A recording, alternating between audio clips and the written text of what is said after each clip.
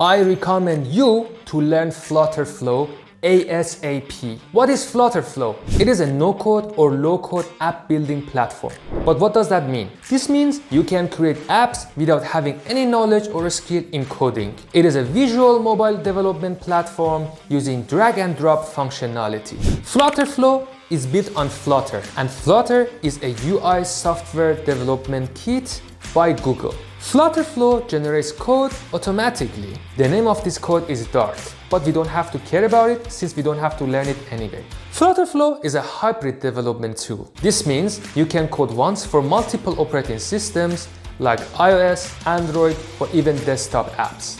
This increases efficiency and reduces development costs because you can create the app only once and you can use it in multiple places. So far, you can save money and time in two different places. You don't have to learn coding, which can be a very long and confusing process sometimes. You don't have to think logically to build an app via programming. Also, with the visual builder in Flutterflow, you can create the app once and then you can use it in different platforms. Let's quickly talk about back-end and front-end. You can use Flutterflow to create your front-end fast and easily. You use the back-end for collecting and handling data, the logic of your application, and other similar tasks. You can manage the back-end using Firebase, a Google product that provides database, authentication, and other important services.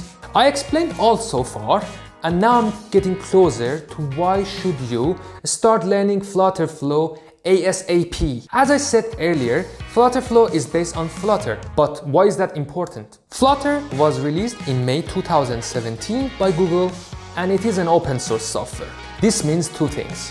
Many people use it since it is a Google technology. In fact, even if you learn the coding, which again, you don't have to, you would probably get a lot of jobs for coding. But wait a minute, we want to be creatives. We want to apply things fast and easily, and we don't want to necessarily spend so much time learning how to code. But I guess what I'm saying is that the whole Flutter thing is something popular.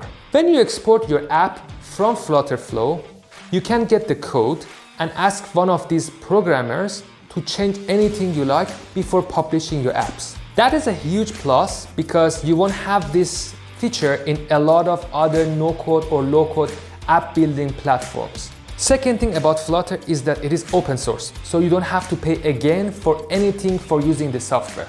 Now, in late 2021, Flutterflow was released by its creators, who were former Google engineers. They made a super app that is very user-friendly and is a masterpiece in my opinion. Also, as you know, ChatGPT was released on November 30th, 2022. That helped many app developers to work faster, and now we have some great tools that we can connect to Flutterflow and to make our life much easier. One example is Buildship, where you use AI to create your backend however you like it. One more reason to start learning Flutterflow ASAP is that you are one of the first people who start developing apps very quickly, focusing on being a creative and a good designer instead of spending so much time and money on the coding stage.